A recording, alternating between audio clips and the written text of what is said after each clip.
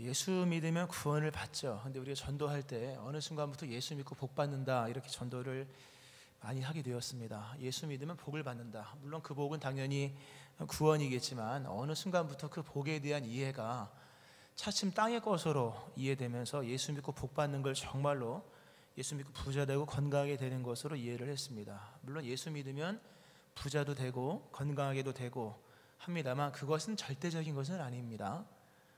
하나님의 계획하심 속에 있는 것이죠.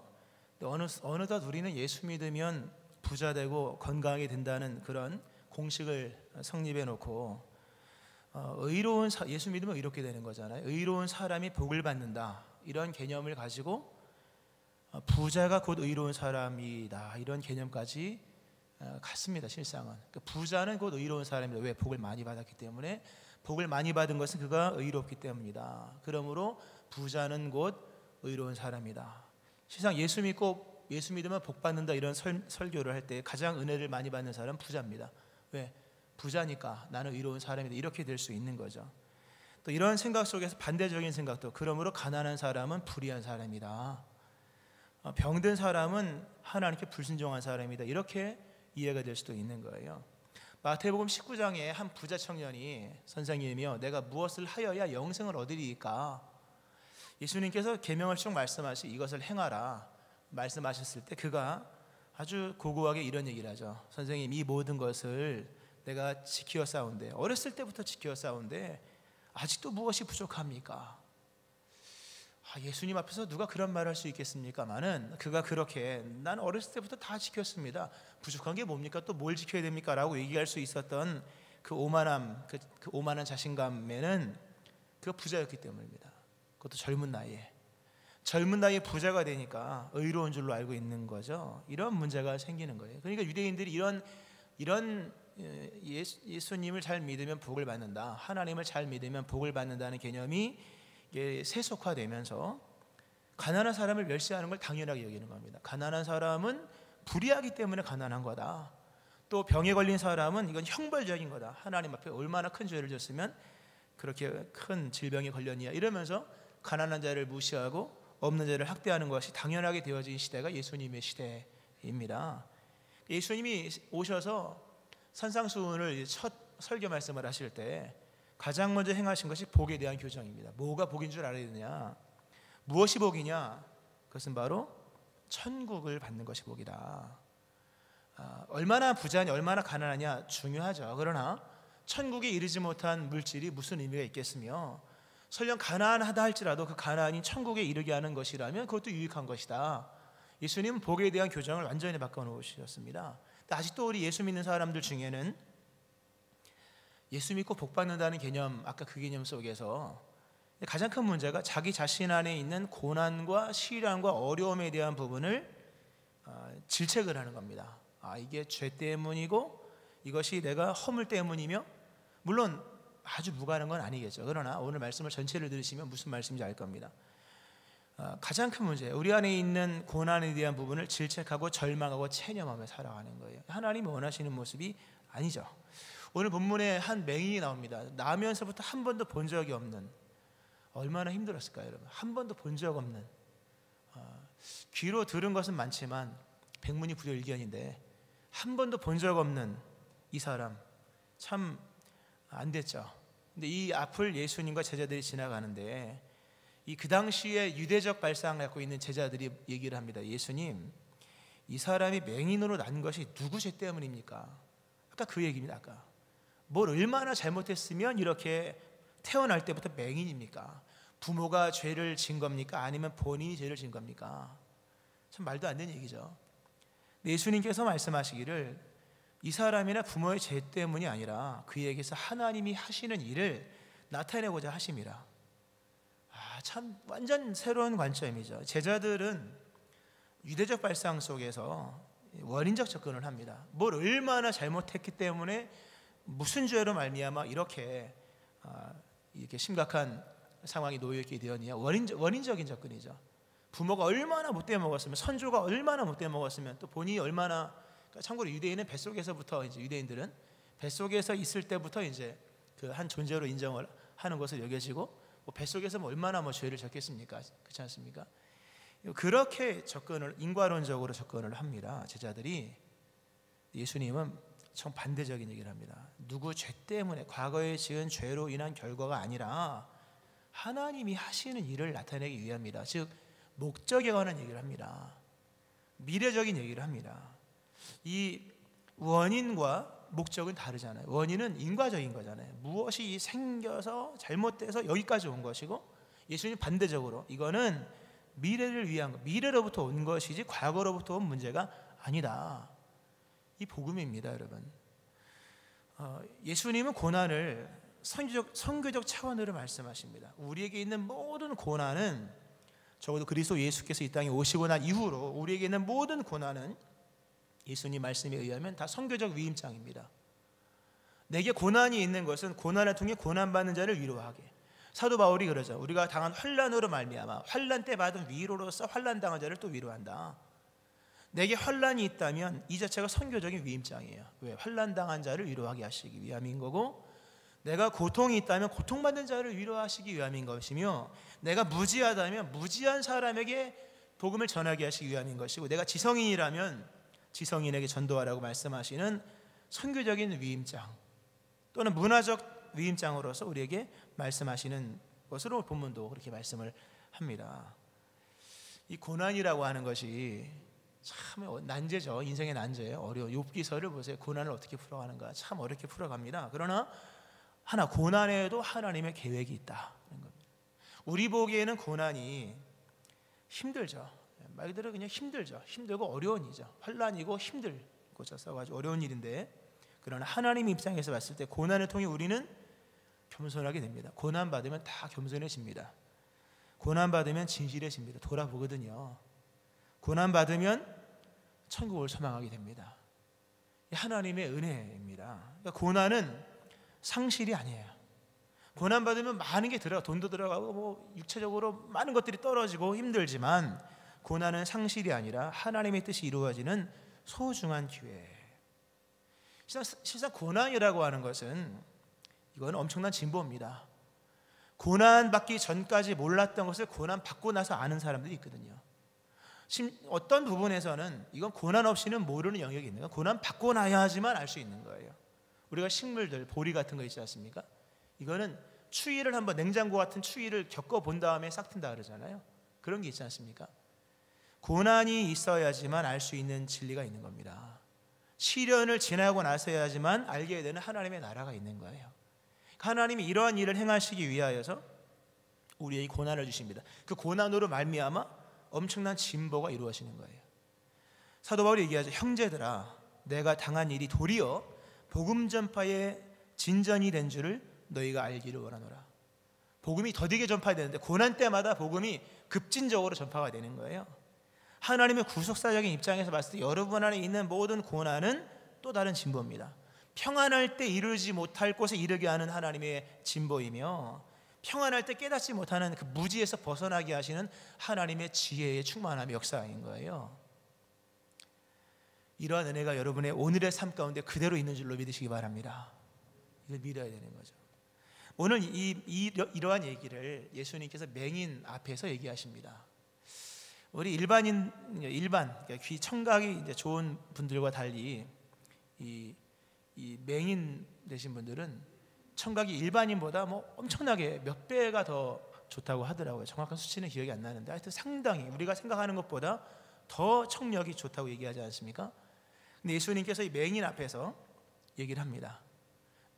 물론 제자들이 먼저 얘기하죠. 예수님, 이 사람이 맹인으로 태어난 것은 누구 죄 때문입니까? 근데 이 맹인이 아무런 얘기 안 해요. 이미 체념했다는 거죠. 이렇게 맹인으로 태어난 거는 분명히 필시 무슨 죄가 있기 때문이야.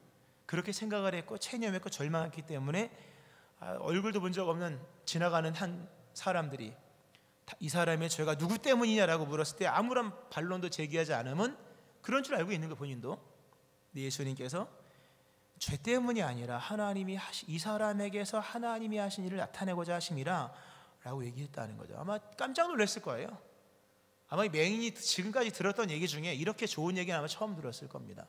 오늘 생전 듣도 보도 못한 그런 주의 음성 듣기를 축원합니다. 아마 생전 처음 들은 거죠. 계획이 있었다는 거예요. 있다는 거죠. 이루어지죠. 그러나 중요한 것은 맹인이 이런 사실을 몰랐었다고 하는 겁니다. 이게 중요한 얘기죠. 이 사람에게 하나님이 하신 일을 나타내고자 하심이라. 무엇을 맹인으로 태어난 것. 근데 맹인은 이 사실을 전혀 몰랐습니다. 당연히 모르겠죠. 이거 누가 알겠습니까? 여기서 중요한 질문이 나오죠. 맹인이 자신에게 있었던 하나님의 계획을 몰랐듯이 우리는 과연 우리 안에 있는 하나님의 계획을 알고 있는가? 여러분은 여러분을 얼마나 알고 있습니까? 우리가 뭐 공부를 해서 수학을 몇 점 맞고 뭐 수능이 몇 점 맞고 다 중요하지만 여러분이 어떤 사람인지 알지 못하면 그것도 무의미한 거예요. 나는 나를 얼마나 알고 있는가? 여러분 어떠세요? 여러분에게 부정적인 사람입니까? 스스로에 대해서 부정적인 사람입니까? 아니면 긍정적인 사람입니까? 긍정적이라면 그 근거는 무엇이고 부정적이라면 그 근거는 무엇이냐고 하는 거예요. 오늘 많은 사람들이 절망하고 삽니다. 그러니까 죽음에 이르는 병이라고 하죠. 절망의 시대입니다. 얼마나 많은 사람이 생을 포기하고 사는지 몰라요. 진짜 생을 포기하여서 극단으로 치달아서 생의 절벽을 뛰어넘어 생을 마감하는 사람도 있고, 거기까지는 가진 않았지만 마음으로는 수도 없이 죽으려고 했던 사람도 아마 여기 계신 분들 중에도 있을 겁니다. 이미 절망의 시대입니다. 예전에 뭐 사업에 실패해서 절망이라 그러지만 요즘에 청년들도 절망, 심지어 초등학생들도 절망하는 시대가 되고 말았다는 거죠. 많은 사람이 절망을 하고 살아갑니다. 그럼 질문을 한번 드려보면, 여러분이 느끼는 절망 또는 내가 느끼는 절망은 과연 절망해도 될 만큼의 절망적인 상황인가? 절망해도 될 만큼의 절망적인 상황인가? 나는 정말로 절망할 만큼 그렇게 최악의 여건에 놓여 있는 사람인가? 이렇게 체념하고 그냥 뭐 죽지 못해 사는 정도로 체념할 만큼 충분히 정말 그렇게 악조건인가?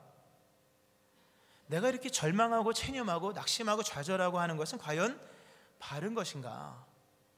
질문을 한번 해보셔야 돼요. 물론 이렇게 물어보면 사람마다 자기 보기에 옳은 길을 선택하는 것이기 때문에 맞다고 얘기할 겁니다. 그러면 내가 절망하는 게 다 이유가 있는 거죠.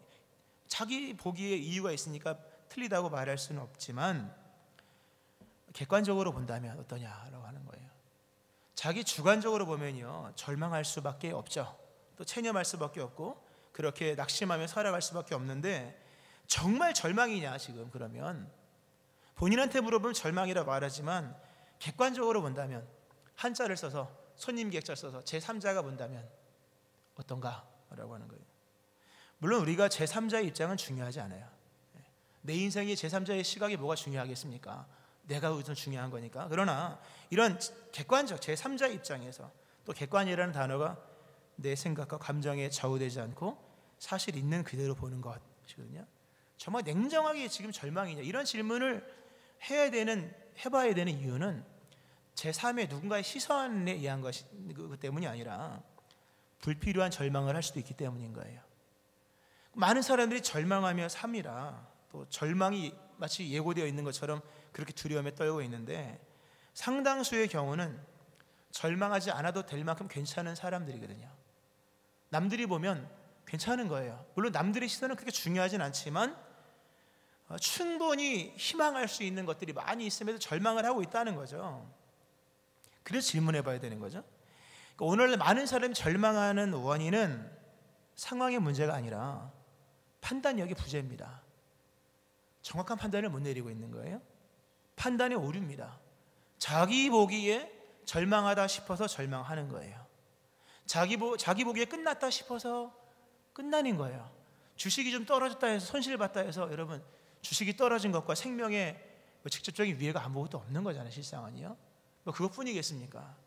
근데 오늘날에 이 지극히 단순하게 생각하는 이 시대의 풍조, 너무 단순하게 생각을 합니다. 하나가 전부인 줄 알고 있는 거예요. 인생은 복잡합니다. 그 다행인 거죠. 하나가 망한다고 망하는 게 아닌 거예요. 물론 중대한 건 있죠. 그러나 주변적인 몇 개가 망한다고 해서 내 인생이 망가지는 건 아닙니다. 인생은 또 생각보다 길어요. 많이 할 수 있는 기회도 있는데, 지극히 단순하게 생각하는 이 시대의 풍조, 심각하죠.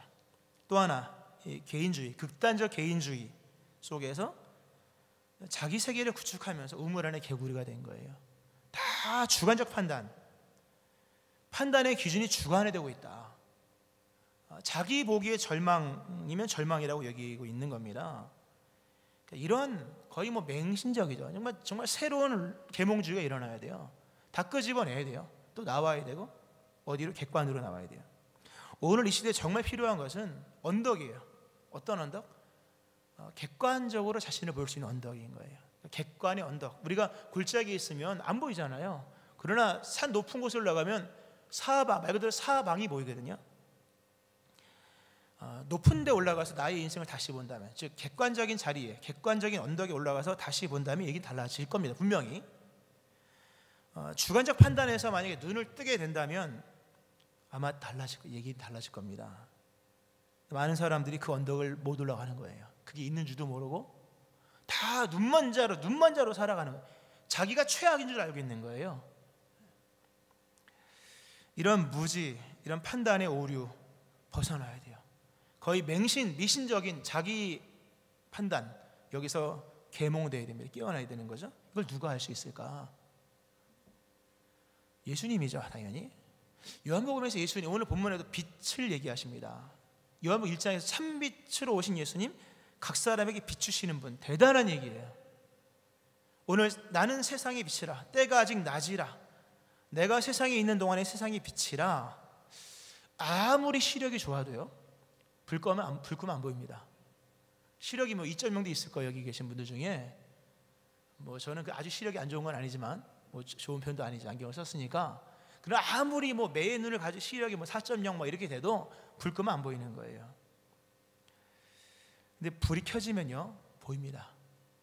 눈이 떠지면 보이는 거예요. 눈이 떠져 있어도 불이 없으면 안 보이는 거예요. 불이 있으면 보이는 거예요. 예수님은 참빛으로 오십니다. 빛으로 오셔서 쫙 비춰주시는, 그때 비로소 내가 못 보던 것들이 보이는 거예요.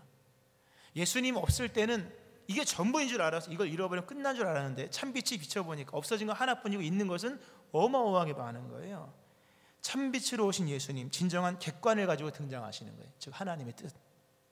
어느 누구도 예수님 아니면 하나님의 뜻을 알 수가 없습니다.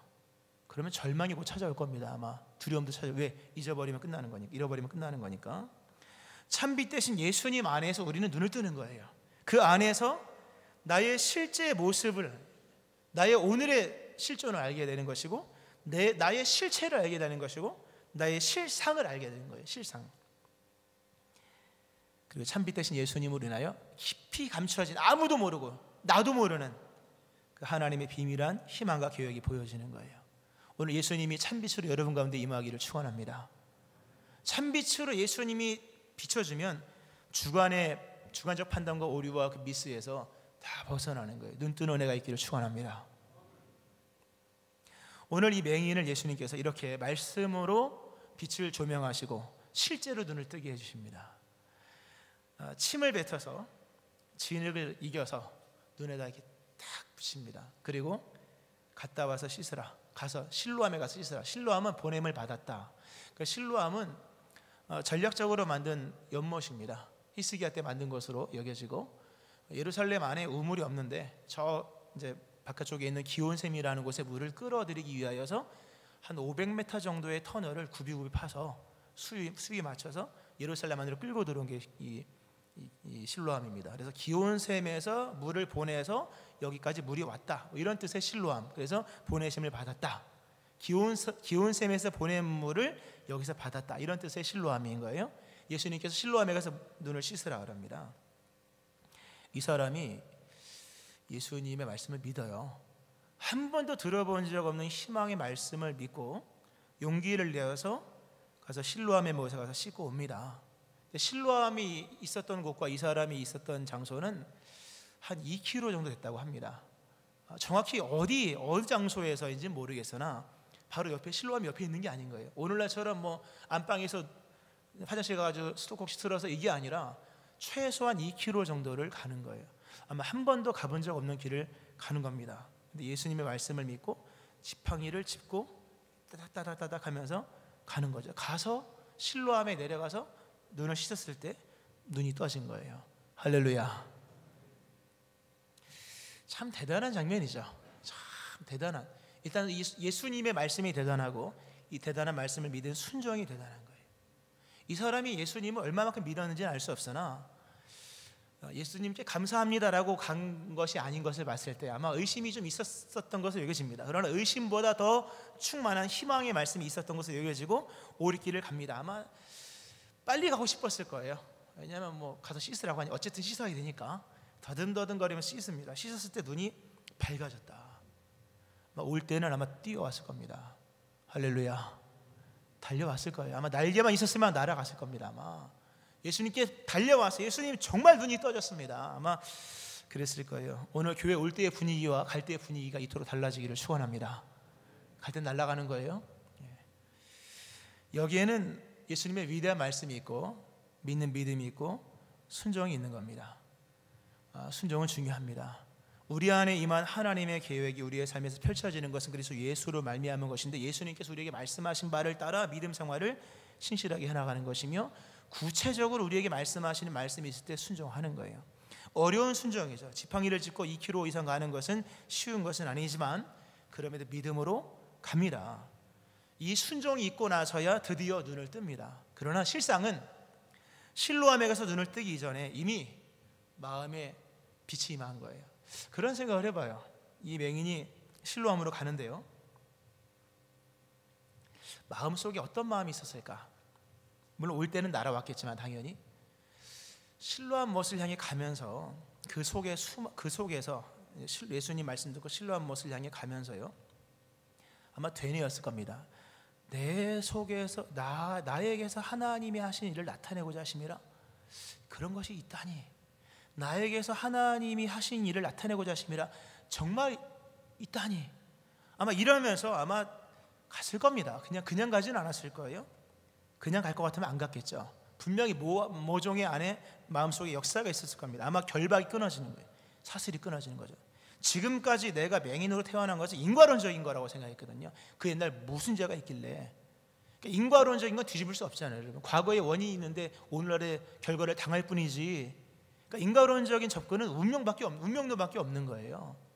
그러니까 절망한 거지, 이 사람은. 실상 알고 보면 예수님이 찾아오셔서 인과론이 아니라 목적적인 얘기를 하셨을 때 여기서 엄청난 사슬이 끊어지며 견고한 진이 무너지면서 난 지금까지 내가 맹인으로 태어난 것이 이게 죄로 말미암은 저주인 줄 알았는데 그 스스로를 비관하고 체념해서 누가 뭐라도 맞다 이러고 살았었는데 예수님 말씀하신 말씀을 듣고 그 실로암을 향해 가면서 자기 안에 있는 자기 비관과 자기 저주와 자기 절망의 사슬이 끊어지는 거예요. 그 견고한 인과론적인 인생관이 무너지는 순간인 거예요. 다 무너지기를 축원합니다. 내 삶에 있는 고난과 시련과 어려움들, 오늘 이렇게 내가 힘든 일을 겪는 것이 과연 무엇 때문이냐라고 할 때 인과론적이거든요. 물론 인과론과 무관한 사람 아무도 없습니다. 그렇죠? 오늘의 고난이 어제의 나의 실수와 허물과 죄와 무관하다고 말할 사람이 누가 있겠냐고 하는 거예요. 그렇죠? 오늘의 내가 당한 고난이 어제의 그제의 또 남이 알지 못한 나의 은밀한 죄와 무관하다고 누가 말할 수 있겠냐고 하는 거죠. 있다는 거예요. 다 연관성이 있지만 그러나 새 시대가 왔다는 겁니다. 할렐루야. 그래서 예수가 누구신지를 아셔야 돼요. 인과론을 깨신 분이에요. 예수 믿는 사람이 누구냐? 눈 뜬 사람이에요. 성도가 누굽니까? 눈을 뜬 사람이에요. 요한복음 3장에 보면 사람이 거듭나지 아니하면 하시면서 두 가지 말씀하십니다. 순서로 달리하면 거듭나지 아니하면 하나님의 나라에 들어갈 수 없다. 거듭나지 아니하면 하나님의 나라를 볼 수 없다. 두 개를 얘기하십니다. 좀 이렇게 바꿔 얘기하면 거듭난 사람은 하나님의 나라에 들어가는 사람이고 들어갈 사람이고 예비된 사람이죠. 또 하나 거듭난 사람은 눈을 뜬 사람이에요. 천국에 들어가는 사람과 천국에 들어가는 것과 눈을 뜨는 것은 같은 개념으로 설명하세요. 예수 믿는 사람은 거듭난 사람이므로 천국에 들어가는 사람인 것 동시에 예수 믿는 사람은 눈을 뜬 사람이에요. 이게 중요한 얘기입니다. 어떤 눈을 떴을까? 궁극의 눈은 천국이죠. 예수 믿었는데 천국 안 보이면 눈 안 뜬 거예요. 안 보이면 거듭 안 난 겁니다. 천국이 보이기를 축원합니다. 예수님 믿는 거듭난 사람은 눈 뜬 사람이에요. 얼마나 눈을 많이 눈 뜬 것인가. 예수 안 믿는 사람은 모르는 세계를 본다는 거예요. 예수 믿는 사람이 안 믿는 사람과 똑같은 것만 보면 그 눈을 안 뜬 거죠. 예수 믿는다고 하는 것은 눈을 떴다는 얘기예요. 눈을 떴다고 하는 것은 세상 사람들은 절대로 볼 수 없는 천국을 보는 거죠. 여러분에게 저 천국이 보여지기를 축원합니다. 그게 보여야 행동이 달라지는 거예요. 맹인은 맹인의 행동밖에 할 수 없습니다. 맹인이 앞을 못 보는 사람이 앞이 보는 사람의 행동을 할 수가 없듯이 천국을 못 본 사람이 천국에 준한 행동과 천국 백성의 윤리의식을 가지고 살 수가 없는 거예요. 예수 믿는 사람은 눈 뜬 사람이에요. 궁극은 천국을 보는 사람이고, 그러므로 삶이 달라지겠죠. 당연히 동시에 우리 속에 감춰진 하나님의 일하심과 약속이 보이는 사람이에요. 할렐루야. 이 맹인이 눈을 뜬 것도 굉장히 중요하지만 자신 안에 하나님의 계획이 있다는 것을 믿어요. 믿고 나간 거죠. 오늘날 많은 사람들이요, 인과론에 빠져 살아갑니다. 눈 먼 채로 살아가는 거예요. 물론 인과론은 영향이 큽니다. 그러나 예수 안에서 달라졌다는 거죠. 그리스도 예수의 십자가의 위대함이 뭔지 아셔야 돼요. 예수님이 십자가에서 죄를 도말하시고 우리를 속량하셨죠. 그 죄에는 원죄가 있는 거잖아요. 원죄를 제거하셨다. 원죄를 다른 말로 이렇게 설명하고 싶어요. 원인을 제거하셨다. 아담으로 말미암아 모든 사람이 사망에 이른 것 같이 인과론이잖아요. 예수님이 오셔서 십자가에서 모든 것을 제거하신 것은 원죄, 우리의 모든 죄를 제거하신 것인데, 그것은 원인을 제거하신 거예요. 그러므로 그리스도 예수 안에서 더 이상 과거는 우리의 오늘의 삶에 영향을 주지 않습니다. 아멘 하시기 바랍니다. 과거는 더 이상 우리의 삶에 아무런 영향을 주지 않아요. 왜? 예수님이 모든 원인을 제거하셨기 때문에. 우리의 오늘은 어떤 손상된 과거가 만든 어떤 파생적인 문제가 아니라 손상되지 않은 미래로부터 온 하나님의 계획인 거예요. 미래는, 오늘 또는 미래는 과거로부터 오는 게 아니라 미래는 미래로부터 옵니다. 하나님의 나라가 가까이 왔으니, 할렐루야. 미래는 미래로부터 오는 것이 과거로부터 오는 게 아닌 거예요. 그래서 예수께서 십자가에서 모든 원죄, 우리의 모든 죄, 모든 불리하게 쓴 법조문을 다 증서를 지우시고 제하여 십자가에 못 박으사, 할렐루야. 우리 지난주 새벽 기도 때 말씀했죠. 십자가의 위대함은 우리에게 불리한 모든 법조문을 제거하신 것에 있다 말씀했습니다. 오늘 예수님께서 침을 뱉어서 진흙을 일겨서 눈에다 붙이는 장면이 이게 뭔가 도대체. 우리 옛날에 모기 물리는 침 바르고 막 이랬잖아요. 효과가 아주 좋아요. 웬만한 물파스보다 낫죠. 그러면 안 된다 그러더라고요. 이 침을 발라서 진흙을 일겨서 눈에 붙이는 이 장면이 뭘 말하는 걸까요? 여러 의미가 있겠지만 창조주 예수를 말하는 겁니다. 창세기 2장 7절에 보면 하나님께, 삼위일체 하나님, 우리의 모양을 따라 사람을 만들자 하시면서 하나님이 하신 것은 진흙을 빚으신 거예요. 진흙을 빚어서 사람의 모양을 만들고 생기를 불어넣었죠. 인간이 된 겁니다. 오늘 예수님이 오셔서 이 인과론의 절망 속에 빠진 이 사람을 새 창조하시는 거예요. 다시 진흙으로 빚어서, 상징적인 사건이죠. 진흙으로 빚어서 이 사람에게 새로운 인간상을 입히시는 겁니다. 이로 말미암아 이 사람이 인과에서 벗어나 하나님의 계획에 세워져 있는, 하나님의 뜻을 이루어 나가는 사람으로 세워진 거예요. 예수님이 이 땅에 오신 목적은 창조주로 오신 거예요. 하나님이 창조하신, 태초에 창조하신 그 창조를 그리스도 예수 안에서 다시금 오늘 우리의 삶에서 펼치시기 위하여, 할렐루야. 여러분의 인생은 과거로부터 벗어날 수는 없습니다. 그러나 오직 그리스도 예수 안에 있을 때 여러분의 인생은 달라집니다.